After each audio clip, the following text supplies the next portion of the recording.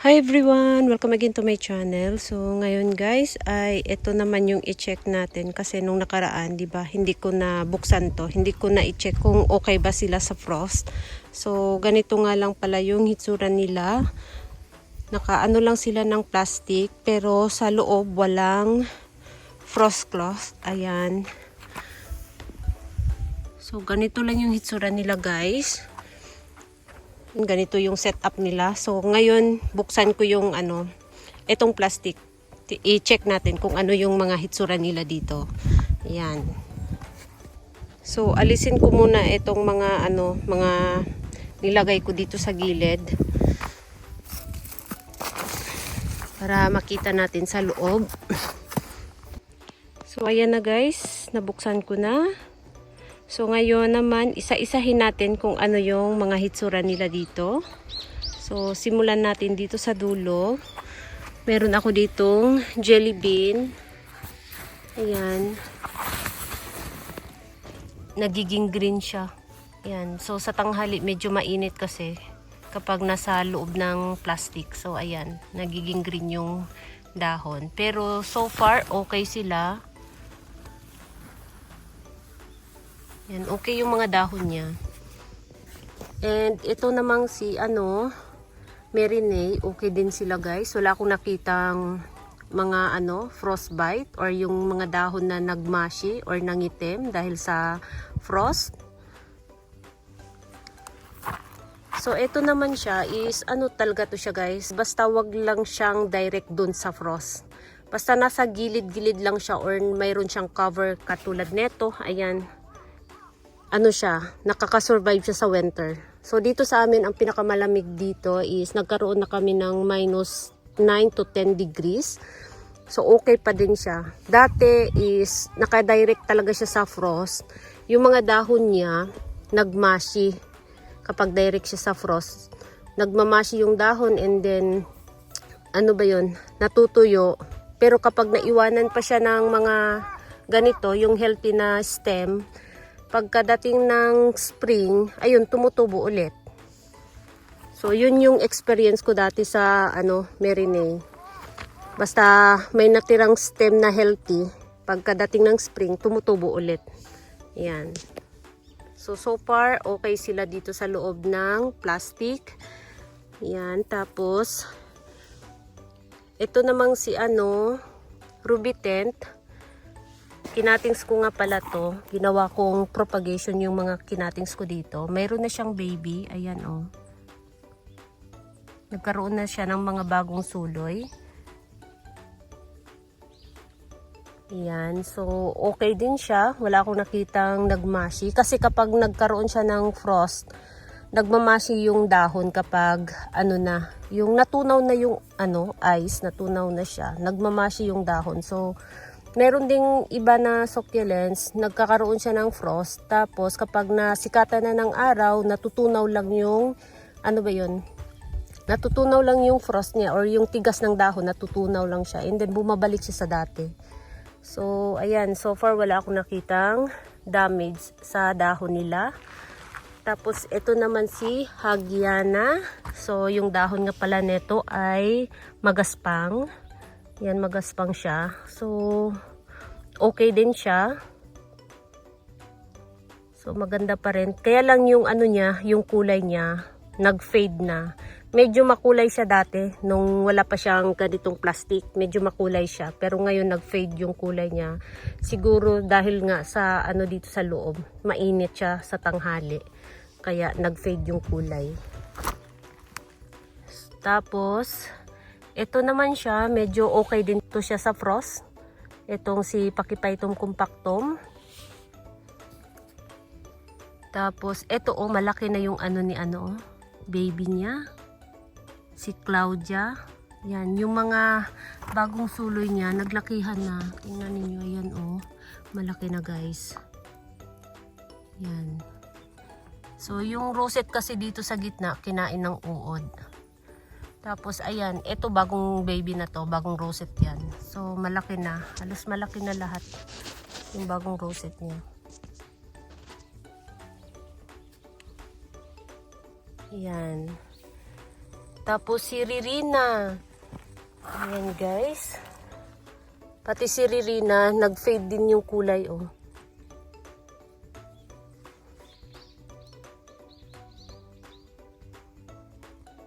Ayan, dati ganito yung kulay niya oh. Ngayon yung bago niyang dahon nag-fade na. Tapos ito naman siya si Snow Bunny. Yan, okay din. So sa na-experience ko, yung mga Echeveria, medyo sila sa sa lamig. Basta wag lang silang direct talaga doon sa sa lamig, yung frost ba kumbaga. Yung mga crystal na mga ice, wag lang silang ma-direct doon. Okay na okay sila. Katulad nito, ayan. Naglagay ako ng plastic, so okay dito sila sa loob. Pero mayroon ding Echeveria na maselan. Maselan sila sa kahit nasa loob na sila ng plastic, maselan sila. Nasisira pa rin yung mga dahon nila. So, sa ngayon kasi, yung namin is nasa pa lang naman, nasa negative 3 degrees, yung pinakamalamig na na-encounter ko sa ngayon. So, by January, mas lalo pa talagang lumalamig yung namin dito. Sa January na mag-start yung talagang bakbakan sa lamig. Yan. So, ayun. So, sa ngayon, wala pa akong nakitang nagkaroon ng damage dito banda. Ewan ko na lang dun sa sa dulo. Yan, dyan banda sa dulo. Kasi meron akong nilagay dyan na medyo maselan sa winter. Meron ulit ako ditong Snow Bunny. Yan, may baby siya isa.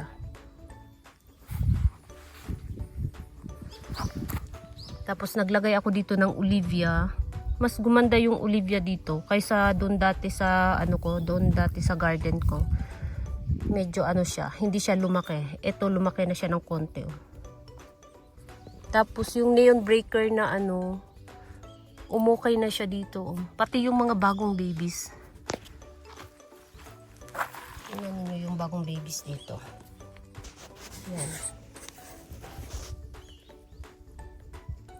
Yan guys, malaki na oh. Yan yung mga bagong babies. Tapos si Momoka. Yan, malaki na din si Momoka oh. Ang bilis nilang lumaki dito. Ang ganda ng rosette ni oh. Ito oh, si Davy. Ang ganda ng rosette no.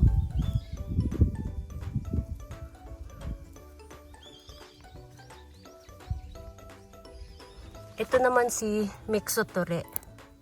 Yan. Ang bilis umaba ng mga damo dito. So maganda siya palakihin. Meron kasi akong dating Mixotore na malaki. Kaya lang ayun nga, nagmashi siya. Na overwater ko. Nasira. Tapos yung pinropagate ko sa sa buto. Ayan na siya guys. Malaki na siya. Para siyang si si rose cabbage. Ayan. Yung ng dahon niya. Para siyang si rose cabbage, diba? Yung forma ng dahon niya. Pero pumupula lang siya. Yan. Si rose cabbage kasi hindi siya ganito kapula. Para lang siyang nagpipink konti. Ayan oh. Medyo moist yung sa ilalim. Pero sa ibabaw is tuyo. Ay okay din to oh. Yan oh. Ang chubby ng dahon. Ni Tito Vance variegated. Ang chubby ng dahon niya. Yan. Okay din siya guys.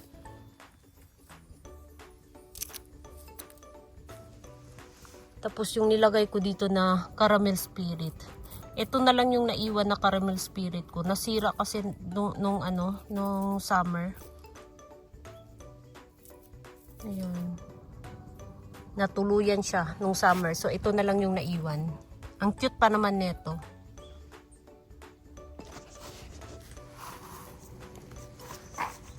Tapos ayan, mga damo-damo. So matagal ko talagang hindi nabuksan. Kaya ayan, naghabaan na yung mga damo.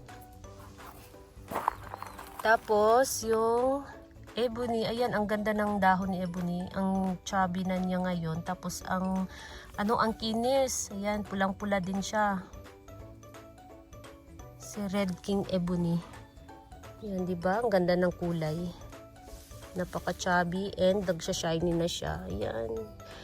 Tapos yung nahirapan akong palakihin si Romeo Robin. Yan, sana lumaki siya dito. Yan, ito lang yung nag-iisang Romeo Robin ko. Ewan ko kung makasurvive to siya. Kung hanggang summer, nandito pa rin siya, hindi ko alam. Medyo, kasi dito sa akin yung Romeo Robin. Parang ayaw niya sa akin. And then, yung iba ay okay pa din. Yan. Itong ito maganda pa rin yung kulay niya. Pero nag-fade na rin siya, Mga Nixana.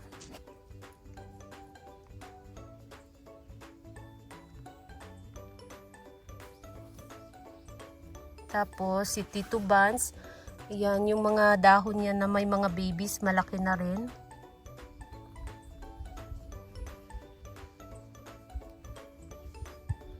Si White Stonecraft. Yung mga dahon na natanggal, yung mga nanlagas na dahon, nung tinransfer ko siya dito, maraming dahon yung mga nanlagas. Ito yung mga dahon, ayan. May mga babies na rin. Yan, binudbud ko lang yung dahon dito. Ayan, may mga may mga baby na siya. Ayan.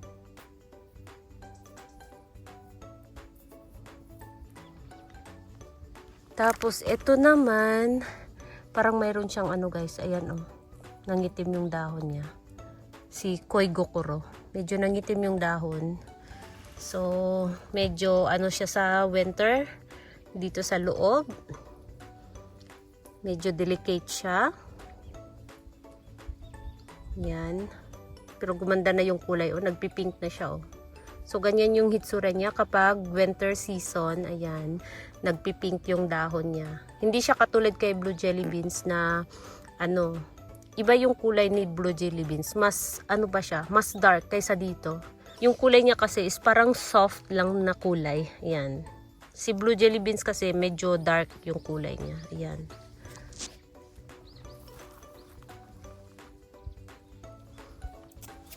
Tapos, yung dati na galing dun sa ginawa kong arrangement na Ronyoni Eye. Ito na nga pala siya kalaki.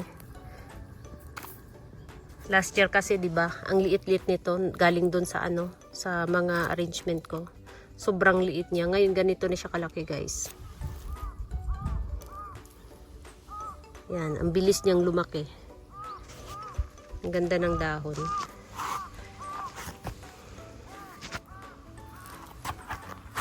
So, ayan, ang daming mga damo. Ang bilis din lumaki ng damo dito sa loob. Ayan.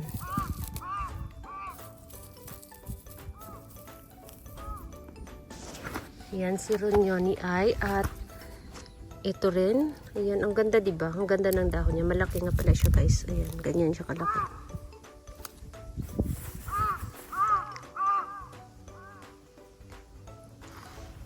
Tapos, ito naman si, yung tinusok ko dito na baby, yan, baby necklace na krasula. Medyo okay din siya.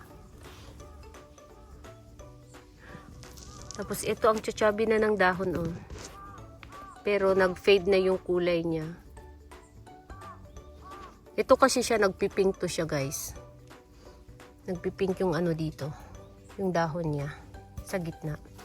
So ito nga pala siya ay variegated na Tito Buns na pinropagate sa dahon pero wala siyang variegated na lumabas. So ganyan yung hitsura niya kapag pinropagate sa dahon na walang variegation. Ayan. Hindi ko alam kung anong pangalan nito. Tapos ito naman siya si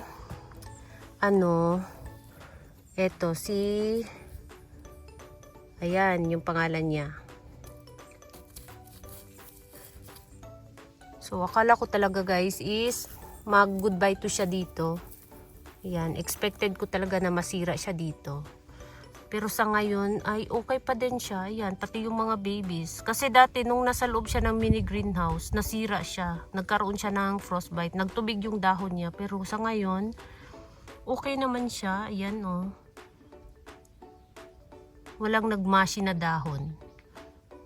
So sana makaano siya dito. Maka-survive siya dito hanggang mag-spring.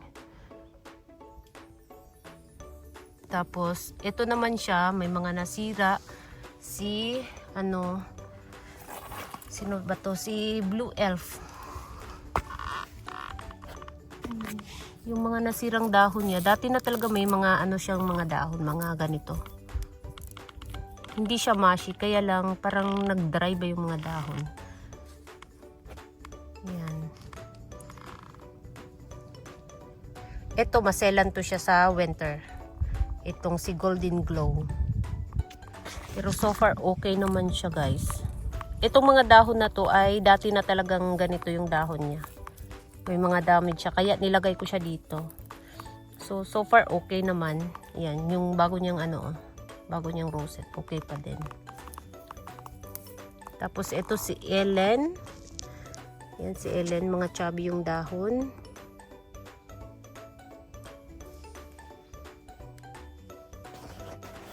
Ito, mayroon siyang frostbite. Ayan, oh. So, kapag nagkaroon siya ng frostbite, pagkatapos niyang matunaw na yung frost, ayan, ganyan yung hitsura ng dahon niya. Nagiging itim. So, nangingitim yung dahon niya. So, ayan. Ganyan yung palatandaan kapag nagkaroon siya ng frostbite. Si PVN. Tapos ito mga Marcos, pati dito Marcos.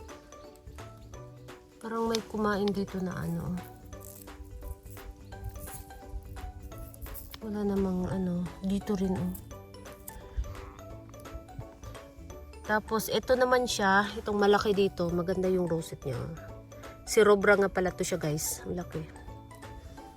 Ang ganda ng rosette niya. Si Robra. Tapos, meron nga pala ako ditong nilagay na suyon. So, ito si suyon. Medyo maselan siya sa winter. Pero, okay pa rin siya ngayon. Hanggang ngayon, okay pa din siya. Ayan. Wala siyang frostbite. Wala siyang palatandaan na nagkaroon siya ng frost. Ayan, si suyon. Ito talaga may kumakain talaga guys. Oh. Saan na kaya yung kumakain dito?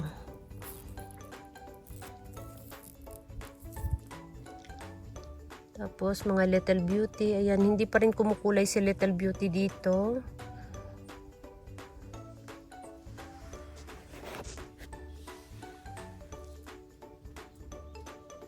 Ayan, mga jelly bean ulit. Nagiging green na yung bago niyang dahon. Ayan.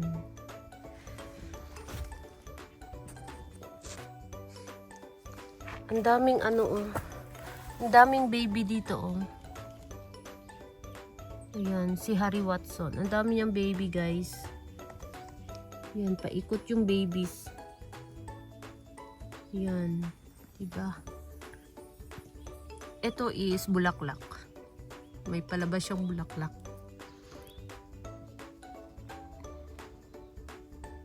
Ay, ang taba ni Tom Tam. Yan oh. Yung mga tinusok ko dito na tumtab, ang taba. Nagtabaan siya guys. Tapos si Apus. Yung isang Apus ko dito, maraming baby. Itong isa. Yan oh, marami siyang babies guys oh. Yan. Medyo pumangit yung dahon ni Apus. May mga itim-itim na dot. Hindi ko alam kung ano yan. Parang nagkaroon siya ng ba yun? Fungus, ayan. Natapuan siya ng sakit. Meron ulit ditong mga dahon na nagkaroon na ng mga babies, ayan.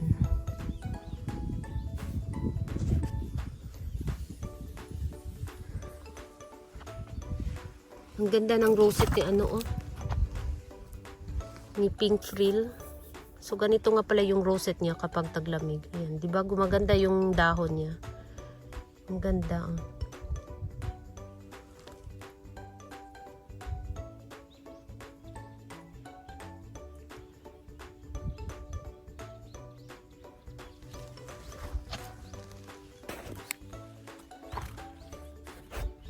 Ito naman kapag na-stress to siya, pulang-pula to siya. So sa ngayon hindi siya pumupula.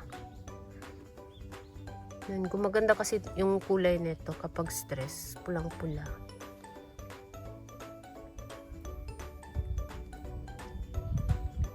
Tapos mga ghosty, yan ang chubby ng dahon ni ghosty. Yung mga babies ang chubby. Yan ang ganda ng kulay, 'di ba?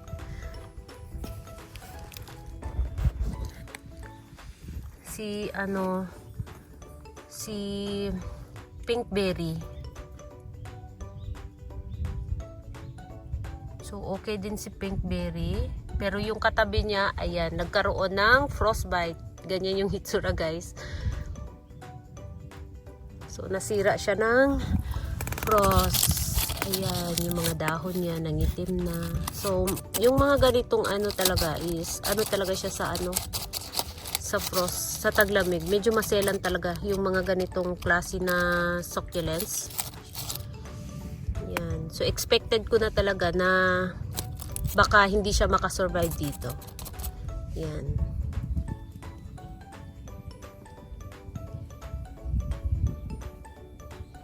Tapos ito naman si Cupid.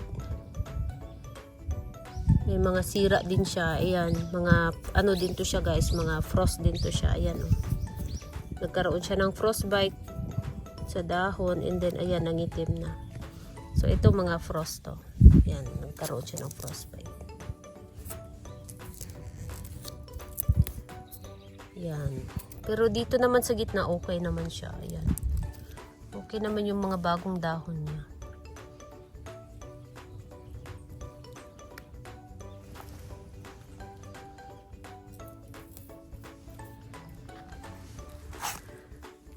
Tapos si campfire, ayan, unti-unti nang pumupula yung campfire ko dito. Ayan, pumupula na siya.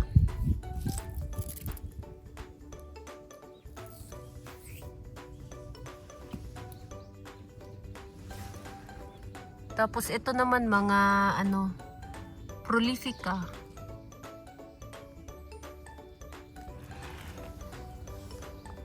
Ito rin nagkaroon din siya ng frostbite. Ayan. Hindi ko alam kung anong pangalan nito. Nagkaroon din siya ng frostbite. Yan oh. Ayan, guys. Diba? Nangitim na yung dahon oh. So ayan yung hitsura kapag nagka-frostbite siya. Nangingitim yung dahon niya. So dito banda may mga talaga. Ayan. Nasira sa frost. Nanlagas na yung dahon. Ayan.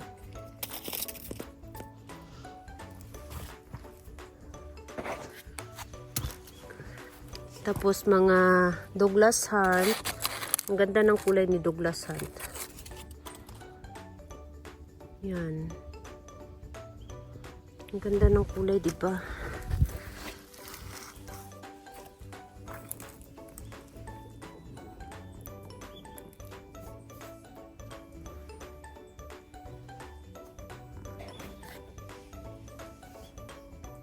Ayan yung hitsura ni Douglas Hunt. At mayroon ako ditong mga nilagay na blue jelly bean. Ayan, guys. Ayan yung kulay ni blue jelly bean. Oh. Ang ganda, di ba? Ayan, dark na dark.